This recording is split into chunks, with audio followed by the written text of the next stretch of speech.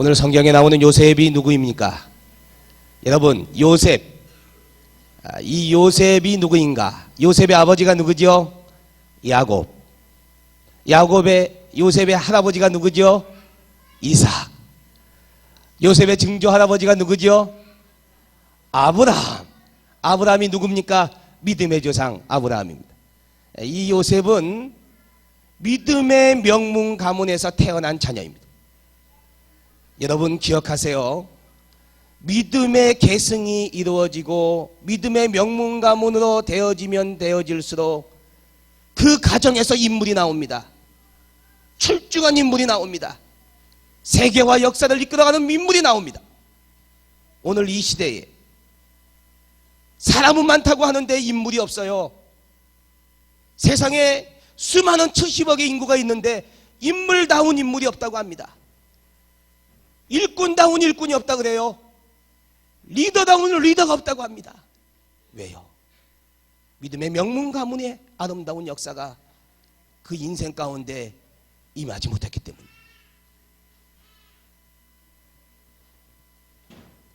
인물은요, 믿음의 명문 가문에서 태어납니다. 자랍니다. 기도가 있고요, 믿음이 있고요, 사랑이 있고요, 그리고 하나님의 놀라운 은혜와 복이 있습니다. 그래서 인물이 인물되는 것입니다. 인물이 하늘에서 뚝 떨어지는 것이 아닙니다. 하나님께서 우리의 가정들을 통해서, 우리의 믿음의 귀한 사람들을 통해서, 믿음의 부모님들을 통해서 믿음의 명문 자녀들이 나오게 되는 것입니다. 아버지 야곱의 축복을 받는 요셉에 대한 이야기가 창세기 49장에 나오는데 이런 내용입니다. 25절, 창세기 49장 25절에 이런 말씀이 나와요. 내 아버지의 하나님께로 말미암나니 그가 너를 도우실 것이요. 아버지의 하나님께로 말미암는다. 아버지의 하나님께로 말미암아서 뭐가 이루어지는가 보세요. 그가 내게 복을 주실 것이라. 믿음의 계승은 복의 계승이구나. 믿음의 계승은 복의 은혜의 역사가 있구나 하는 것을 알게 됩니다. 그러면서 위로 하늘의 복과 아래로 깊은 샘의 복과 젖먹이는 복과 태의 복이로다. 할렐루야. 믿음의 명문 가문에서 믿음을 계승받고 기도와 사랑으로 그 안에서 성장되어진 자녀에게는 어떤 은혜와 축복과 어떤 특권이 임하느냐? 축복이 임한다는 것입니다. 하나님의 복이 임한다는 것입니다. 믿습니까? 하나님의 복이 저와 여러분의 가정에, 우리 사랑하는 자녀들에게 계속해서 흘러가게 되기를 주님의 이름으로 축원합니다. 그런데 문제는요, 이 축복이 아브라함 때보다 언제 더 커지는가? 이삭 때. 이삭 때보다 언제 더 넓혀지는가? 야곱 때. 야곱 때보다 언제 더 넓혀지는가? 요셉 때에 넓혀지고 있습니다. 이게 복의 영적인 원리예요. 점점 복은 확장되어진다는 것입니다. 점점 복은 커진다는 것입니다. 얼마나 놀라운지요. 하나가 열이 되고 열이 백이 되고 백이 천이 되어지는 은혜의 역사가 이루어진다는 거예요. 얼마나 감사한지 모릅니다. 그러면서 오늘 글로벌 리더가 되는 조건이 창세기 49장에 발견되는데, 그 야곱이 요셉에게 한 축복의 내용 속에 담겨져 있습니다. 22절, 요셉은 무성한 가지, 곧 샘 곁에 무성한 가지라. 그 가지가 담을 넘었도다. 여기서 제일 먼저 21세기를 이끌어갈 리더의 조건이 발견됩니다. 첫째, 샘이에요. 샘 곁에 무성한 가지 그랬죠. 샘입니다. 이 샘이 무엇인가? 21세기에 가장 중요한 것이 무엇인가? 리더가 될 수 있는 자격과 조건이 있다면 무엇인가? 그것은 영성입니다. 영성. 셈은 영성이에요. 우리 사랑하는 자녀들의 앞날 크게 그릇이 되어질 때에 거기에 무엇이 공급되어야 되는가? 위로부터 내려오는 하나님의 은혜의 복이, 은혜의 역사가 영성으로 흘러가야 됩니다. 땅속에서 흘러넘치는 샘물의 역사가 이 영성으로 그 살아가는 자녀들에게 젖혀져야 됩니다. 적셔져야 됩니다. 첫 번째는 영성입니다. 그리고 무성한 가지가 되어지기 위해서 두 번째 조건이 있는데 그것이 무엇이죠? 뿌리가 있어야 돼. 뿌리가 없는 나무 보셨어요? 뿌리가 없는 나무 보셨습니까? 이 뿌리가 무엇입니까? 자질이에요. 그릇입니다. 댐댐이입니다. 성품입니다. 품성입니다. 21세기의 리더의 두 번째 조건, 품성이 좋아야 됩니다. 자질이 갖춰져야 됩니다. 그릇이 그릇다워져야 됩니다. 그릇이 작은 그릇이 있고 큰 그릇이 있는데 큰 그릇이 되어질 때에 큰 그릇 리더로서 쓰임받게 됩니다. 그래서 이 뿌리가 상징하는 것은 품성과 자질을 말합니다. 그것이 깊이 내려가야지 땅속 깊이 내려갈 때에 큰 나무가 되는 것입니다. 큰 거목이 되는 거예요. 하나님의 역사를 이루는, 하나님의 나라에 쓰임받는 그런 은혜로 나아가게 된다는 것입니다.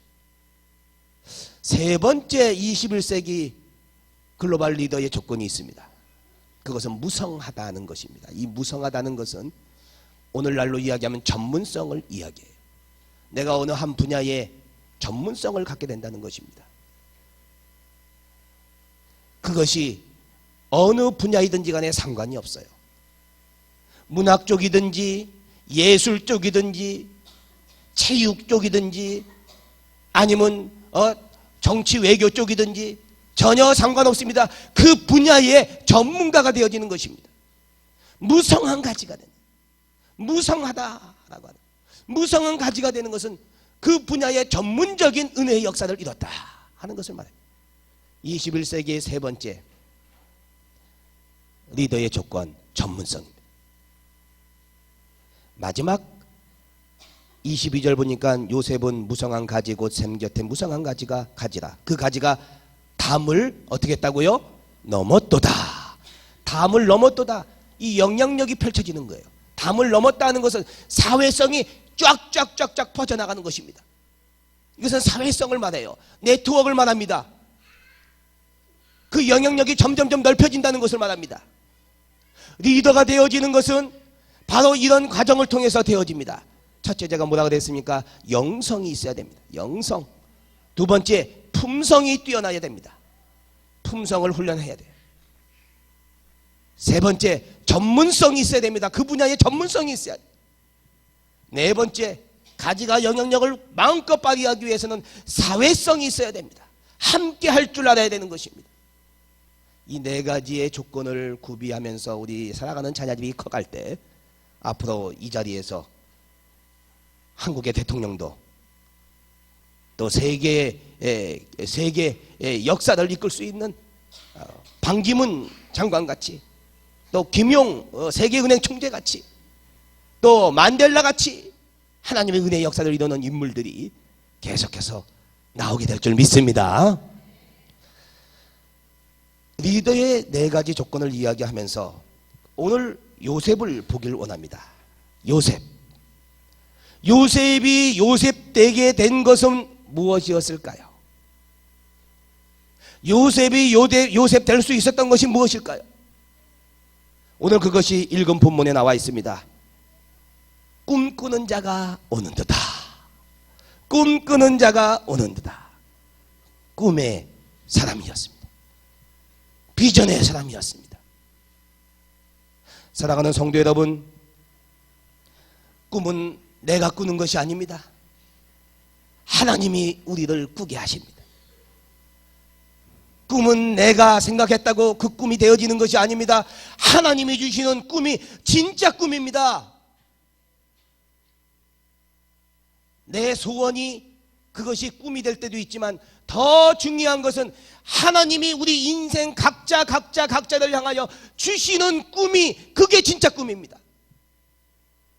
그 꿈을 발견해야 돼요. 그 꿈을 기억해야 됩니다. 꿈은 하나님이 주시는 것입니다. 요셉의 꿈은 글로벌 리더가 되는 꿈이었습니다. 그가 꿈을 꿨지요. 2번이나 꿨지요. 요셉에게 다 전하는 꿈이었어요. 그가 다스릴 자가 된다는 것입니다.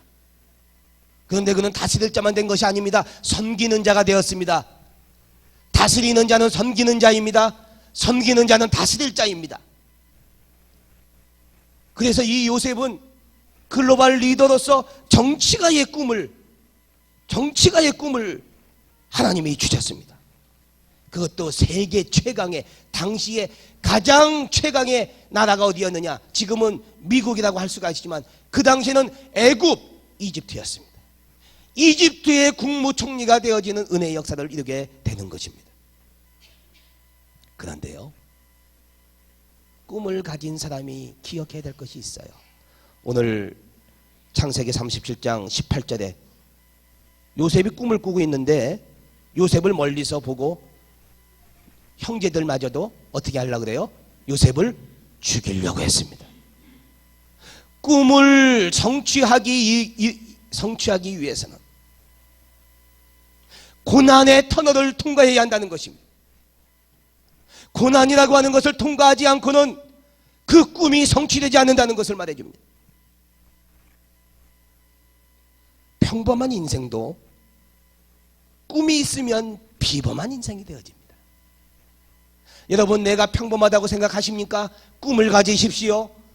꿈을 갖는 인생은 평범한 인생으로 살지 않습니다.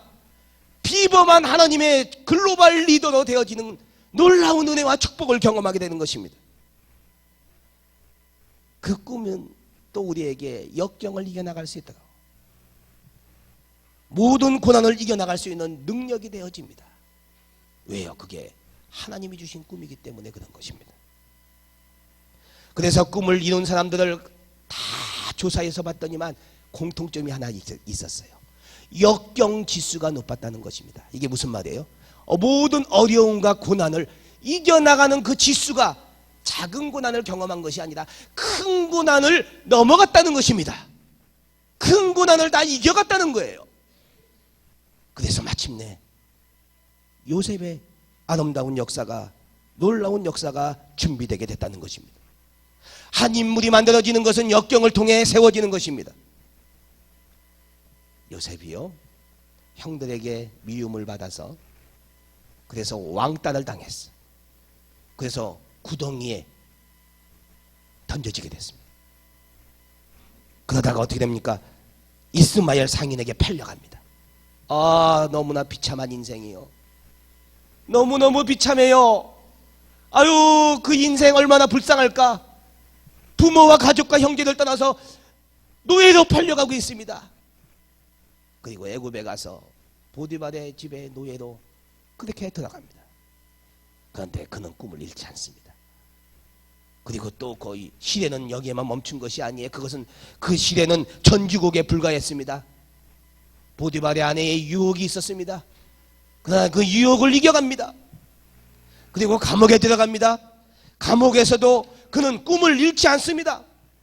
그래서 오스 힐먼이라고 하는 사람은 이렇게 이야기를 했습니다.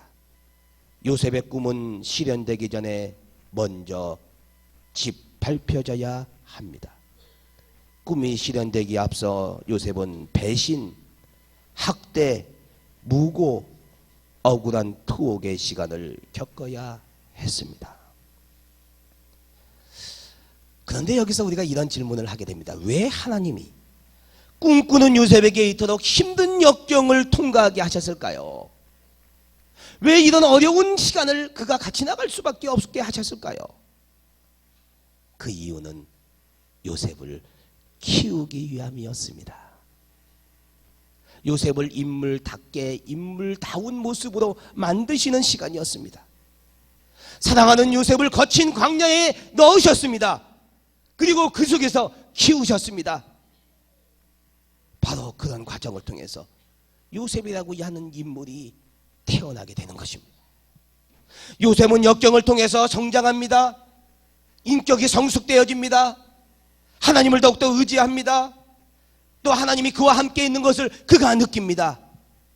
그래서 어려운 가정 속에서도 그의 인생이 형통되어지는 은혜의 역사를 경험하게 되는 것입니다. 하나님은 꿈꾸는 사람을 역경 중에 훈련시키시고 준비시키셨다고 하는 이 사실을 기억하시기 바랍니다. 꿈은 저절로 이루어지지 않습니다. 역경의 과정을 지나가야 하는데, 역경의 시간이 바로 하나님이 우리를 준비하시는 시간입니다. 우리를 훈련시키시는 시간입니다. 사우스 아프리카 대통령으로 있다가 얼마 전에 돌아가셨죠. 누구죠? 넬슨 만델라. 제가 영국에서 아프리카 친구들을 여러 명 만났는데요, 넬슨 만델라는 사우스 아프리카의 대통령만이 아니라 아프리카 전 대륙의 대통령이었습니다. 그만큼 존경을 했어요. 놀라지 않습니까? 영국의 엘리자베스 여왕이요, 전두환 대통령하고 노태우 대통령 왔을 때 만나지도 않았어. 자존심 많이 상하잖아요, 한국 사람으로서. 근데 만나지도 않았어요. 넬슨 만델라가 올 때마다 만나요. 그만큼 넬슨 만델라가 글로벌 리더였다는 것입니다. 글로벌 리더로 그가 쓰임받게 받았다는 것입니다. 리더 중에 리더가 누구인가? 넬슨 만델라였습니다. 그분이 돌아가셨을 때 수많은 사람들이 그의 죽음을 애도했습니다. 수많은 정치인과 수많은 경제인, 수많은 사람들이 사우스 아프리카 그곳을 향해 달려갔습니다. 무엇 때문에요? 그의 장례식에 참여하기 위해서. 그만큼 그는 세계적인 인물이었고 글로벌 리더였습니다. 이렇게 기억하십시오. 넬슨 만델라가 변호사가 되어서 일을 하는 중에 백인 정권의 어려움을 당해서 27년 동안, 무려 27년 동안 감옥에 있었습니다. 1년도 있기 어려운 그 시간을 27년 동안 그가 거기 있었어요. 그리고 그는 그 27년의 시간을 통해서 나와서 그들은 백인을 공격하고 저주하지 않았습니다. 그들을 용서하지 못하고 그들을 미워하지 않았습니다. 그들과 손을 잡고 그들을 끌어안고 그들을 포용하고, 그래서 사우스 아프리카가 백인과 흑인과의 문제가 해결되게 된 것이에요. 오늘 이 땅에 있어서 남북의 문제, 또한 동서의 문제가 있습니다. 경제적인 문제가 있고 정치적인 문제들이 우리 앞에 산적해 있는데, 이 문제를 해결해 줄 수 있는 자는 누구인가? 이런 만델라 같은 인물들입니다. 지저귀는 새는 노래하는 법을 어둠 속에서 배운다, 그런 이야기가 있어요. 지저귀는 새는 노래하는 법을 어둠 속에서 배운다. 요셉은 세상을 정복하기 전에 그 고통의 과정을 통해서 자신을 정복했습니다. 자신을 정복했어요. 이것이 참 어려운 것입니다. 자신을 컨트롤할 수 있었습니다. 요셉은 자신을 팔았던 형제들을 복수 대상으로 삼지 않았습니다. 사랑의 대상이었습니다. 그리고 그들을 용서하였습니다. 그리고 그들을 축복하였습니다. 13년 동안 혹독한 시련의 기간을 그는 통과했습니다. 여러분, 역경은 영원한 것이 아닙니다. 꿈꾸는 사람은요, 고난보다 더 오래 살 수밖에 없습니다. 하나님이요, 고난의 시간이 끝나면 그 꿈을 이루는 성취의 역사를 이루게 하시기 때문에 고난의 시간보다 더 오래 살게 되어져 있어요. 고난의 양이 요셉에게 채워졌을 때 그는 마침내 애굽의 국무총리가 되어서 글로벌 리더로서의 그 영향력과 능력을 행사하는 귀한 하나님의 사람이 되었습니다. 제가 마지막 한 인물을 더 소개하고 마칩니다. 김하중 전 중국 대사입니다. 이분이 쓴 책이 하나님의 대사예요. 우리 인생은 모두 하나님의 대사라는 것입니다. 저와 여러분도 하나님의 대사라는 거예요. 대통령도 대한민국의 대사로서 끝나는 것이 아니라 하나님의 대사라는 것입니다. 하나님의 일꾼이라는 거예요. 근데 이 김하중 전 대사가 중국에서 중국 그 대사로서 이제 그 일을 감당하면서 기도한 제목이 있었습니다. 하나님, 제가 재임하는 기간 동안 탈북자들 1000명의 탈북자들을 구할 수 있도록 도와주십시오. 그리고 시간이 지났습니다. 2002년 5월부터 2008년 2월까지 그는 중국 대사로 있었습니다. 5년 9개월 동안 기간이었습니다. 그런데 그가 대사의 이 임무를 마치고 이제 한국으로 돌아갈 그때에 탈북자들이 그동안에 그 중국 대사관을 통해서 한국에 보내진 탈북자가 몇 명이었는가 카운트를 해봤더니 셈을 해봤더니 그 수가 1060명이었습니다. 그리고 그는 전율을 느꼈다고 합니다. 그리고 하나님께 감사를 드렸다고 합니다. 하나님이 내 기도를 들어주셨구나. 하나님이 나의 꿈을 들어주셨구나. 사랑하는 영동의 가족 여러분, 부모님, 자녀 여러분, 우리 모두는 꿈을 꾸는 하나님의 사람들이 되기를 주님의 이름으로 축원합니다. 그리고 그 꿈을 위해 기도하는 자들이 되기를 주님의 이름으로 축원합니다. 오늘 이 시대는 사람이 많다고 하는 것이 중요한 것이 아닙니다. 인물다운 인물을 찾고 있습니다. 바로 요셉과 같은 인물. 저와 여러분들 그런 인물이 되어서 하나님 앞에 큰 영광 올려드리는 아름다운 역사를 이루게 되기를 주님의 이름으로 축원합니다. 축원합니다. 기도하시겠습니다.